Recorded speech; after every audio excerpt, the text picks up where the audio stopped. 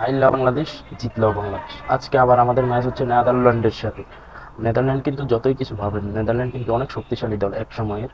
তো আশা করি আমরা, আমাদের এদের একটা আত্মবিশ্বাস আছে আমাদের প্লেয়ারদের, নেদারল্যান্ডের সাথে ভালো খেলবে ইনশাআল্লাহ। কোনো সমস্যা নাই, সবাই বাংলাদেশকে সাপোর্ট করে যাবেন। বাংলাদেশ, জিতলো বাংলাদেশ। বাংলাদেশ যাই করুক সমস্যা নাই, আমাদের একটা আত্মবিশ্বাস, আমাদের আবেগ, ভালোবাসা সব কিছুর জায়গায় হচ্ছে বাংলাদেশ। আমরা বাংলাদেশ ক্রিকেটের অন্ধভক্ত, অনেক ভালোবাসি বাংলাদেশ ক্রিকেটকে।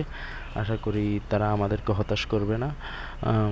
যাই হোক, যত কিছু হোক, এখন যাতে একটাকে সিলেক্ট হয়েই গেছে, তো এখানে আমাদের মত বিরোধের আর কোনো সুযোগ নাই। আমরা আশা করি ভালো কিছু করবে। আশা করি, আমরা সবসময় আশাবাদী। বাংলাদেশ টিম অনেক অনেক চমক দেখাইছে, আশা করি এই বিশ্বকাপেও চমক দেখাইবে। হাতে অনেক সুযোগ আছে ইনশাল্লাহ। তো সবাই দোয়া করবেন বাংলাদেশ টিমের জন্য। আর খেলা মিস দিবেন না কেউ, খেলা দেখবেন। হারুক জিতুক যাই করুক, আমরা কিন্তু খেলা দেখবো। যত কিছু হোক, টাকা যাক, এমবি এমবি কিনবো, সমস্যা নাই। আমরা এমবি কিনে খেলা দেখবো, সমস্যা নাই।